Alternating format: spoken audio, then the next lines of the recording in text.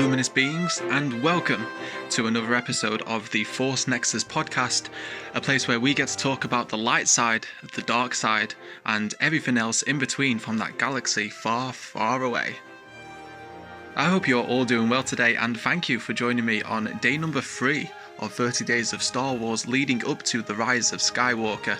I just want to remind you before we get into the episode that if you're yet to listen to the day number 1 and day number 2 episodes of this 30-day challenge, you can find them on the Spotify podcast stream, as well as on Anchor and YouTube as well.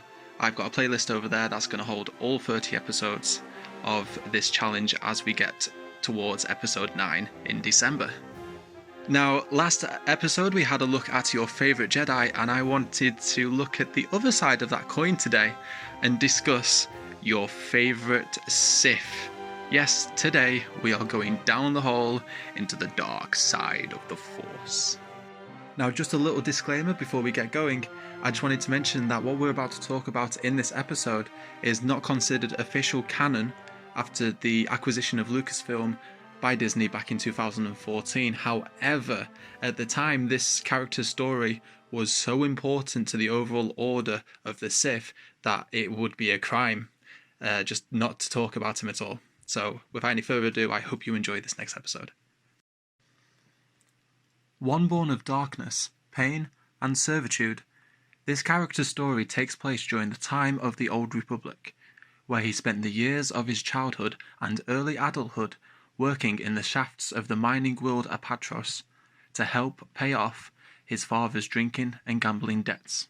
After a series of events that resulted in him accidentally killing not only a Republic officer, but also his own father by ways of the Force, he has no choice but to flee the world of Apatros and seek a new beginning, one that would involve him joining the ranks of the Sith army. Initially being drafted in as a foot soldier, Dessel, which was his name at the time, would quickly rise to the rank of sergeant and be given control of his own unit, the Gloomwalkers. Dessel and the Gloomwalkers were then tasked with critical missions by the Brotherhood of Darkness and the Sith army to help further their ambition of victory across the galaxy. During one certain mission on the planet of Thesera, Dessel had taken orders from his superior officer to take a base belonging to the Republic.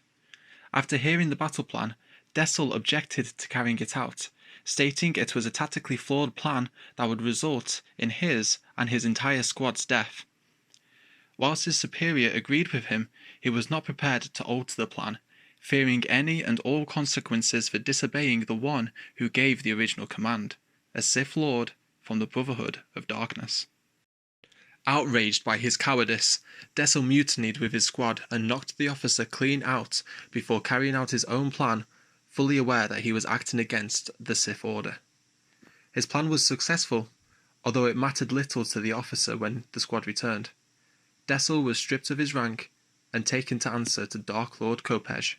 Dessel had never been aware that his latent force powers had played a part in both his murders on Apatros as well as his performance during his time with the Gloomwalkers, but sensing his unknown powers, Lord Kopej decided to offer Dessel the chance to train at the Academy of Korriban and become a Dark Lord of the Sith himself.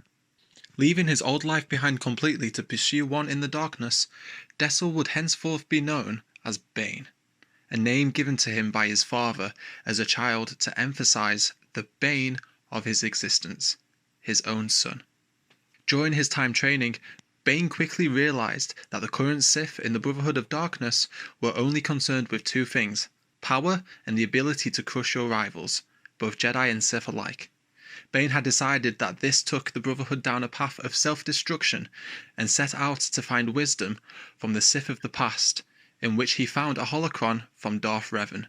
Studying it, he learnt more in the dark side than any of his training at the Academy, and had his beliefs regarding the self-destructive nature of the Brotherhood confirmed. From that time on, he would plot against his Sith counterparts in their entire extermination, believing that the power and teachings should be kept between two sole individuals, a master and an apprentice, one to embrace the power and one to crave it. The rule of two. He was successful in his plot, and not only wiped out the entire Order, but also managed to kill 100 Jedi warriors who were, at the time, fighting the Sith in battle. Now free to start the Order anew, Darth Bane, Dark Lord of the Sith, took on an apprentice, Darth Zana, keeping in line with the visions of the future he had for the Sith. Over the next 2 decades, Bane and Zana travelled across the galaxy in search of other Sith holocrons to further develop their knowledge of the dark side, until the day would come where the new teachings of the Sith would come full circle. The line would succeed only when the apprentice was strong enough to strike their master down, proving their dominance in the Sith, and then finding an apprentice of their own to continue the cycle. The day does indeed come where Zana was forced to face her master of 20 years. In a spectacular duel of both saber skills and dark force abilities, Zana would prove the victor to carry on the secret legacy that Darth Bane had created. So why is it that Darth Bane is my favourite Sith? Well, I absolutely love depictions of the dark side in Star Wars, whether it be from the Clone Wars with we see the Emperor doing his Sith magics with Dooku, or it's the hallway scene from Rogue One. I love how brutal and really cold these kind of characters can come across, and it's a kind of glimpse into Star Wars that we don't really get to see all that often, with the films sticking more kind of traditionally to the light. So really it opens up that kind of second world really in Star Wars, and kind of gets you going down that rabbit hole and trying to understand why the Sith are actually as evil as they are. And that brings me on to my second point. You do understand why Bane is the way he is. Without getting into spoiler territory too much, he was abused, beaten and degraded as a child, blamed for the death of his mother as well, when she gave birth to him he was blamed by his father for that. And he was forced to work constantly to pay the debt payments for his father. His father would stay at home, drink and gamble, and Dessel, as he was known at the beginning, would have to work the mines himself from the age, I forget his actual age, but from a very young age all the way up until his adulthood.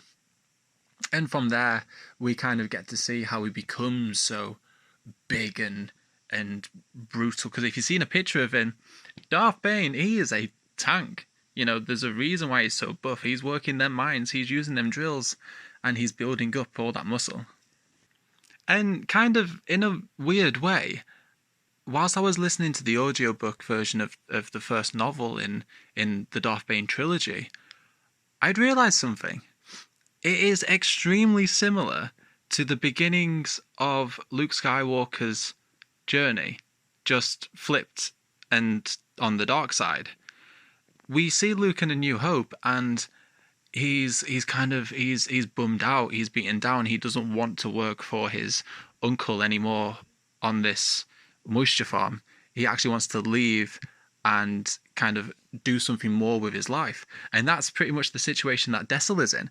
He is stuck on this planet, having to work for his father with no means of escape.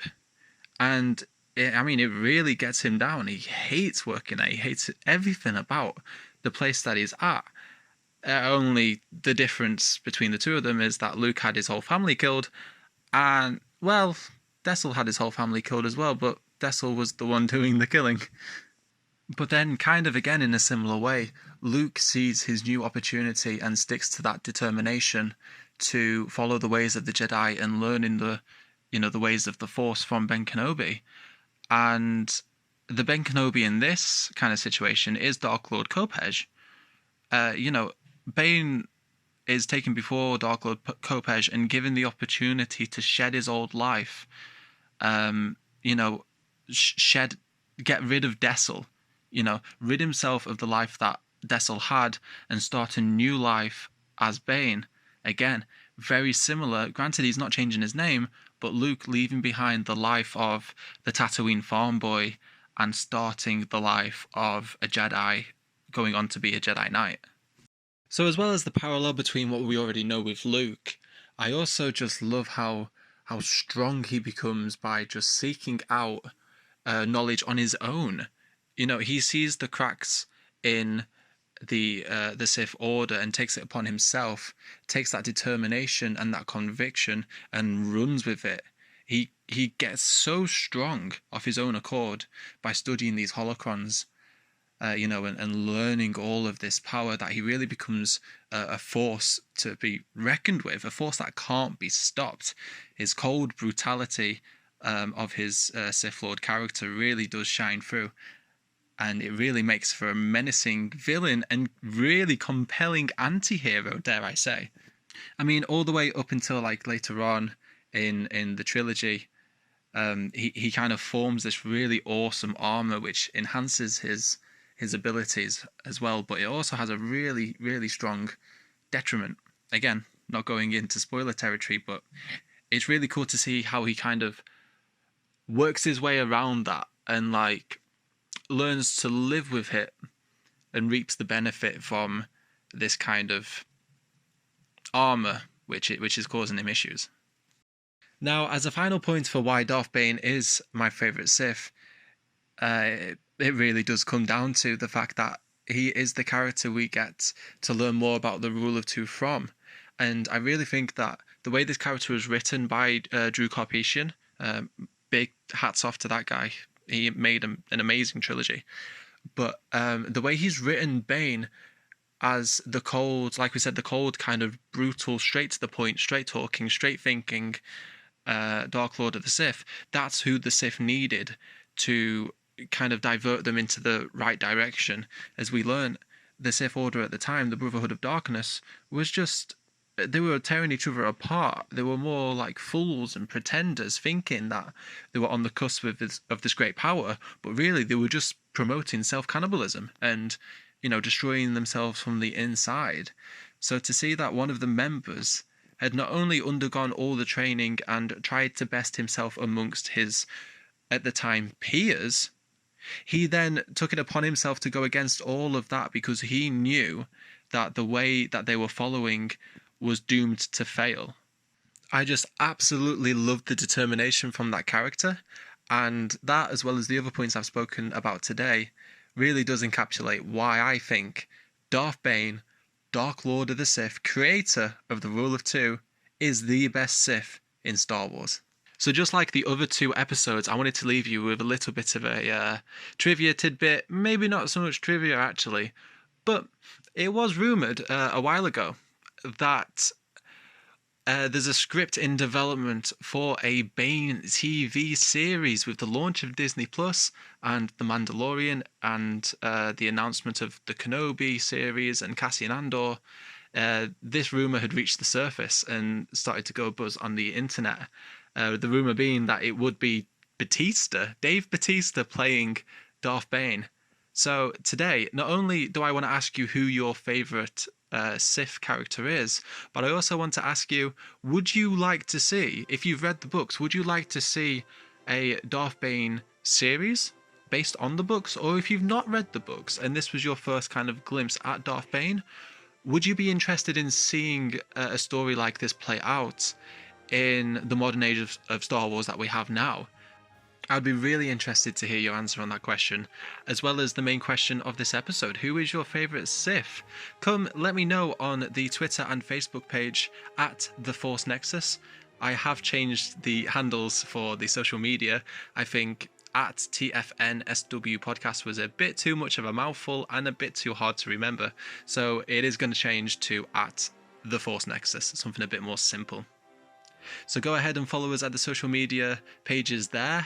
Again, like I mentioned at the top of the show, you can find this podcast on Spotify, Anchor, and on YouTube, all at The Force Nexus, a Star Wars podcast. So again, thank you so much for joining me on today's episode. I hope you can join me tomorrow on day 4 of 30 Days of Star Wars, where we're going to step away from the theme of the Force for just a bit and discuss your favourite Rebel character. Yes, we're going to be talking about the freedom fighters during the time of the Galactic Civil War, so I do hope you can join me for that one. And until then, you luminous Force beings, may the Force be with you all, always.